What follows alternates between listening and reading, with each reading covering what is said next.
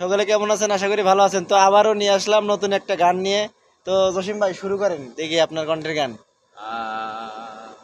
একটু জোরে বলবেন, হ্যাঁ? তুমি যেদিন আমাকে বলেছ ভুলে যেতে, তুমি যেদিন আমাকে বলেছ ভুলে যেতে,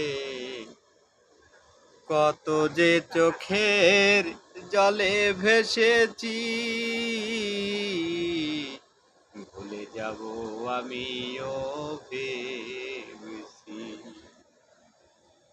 ও তোরে ভুলে যাব আমিও ভেবেছি।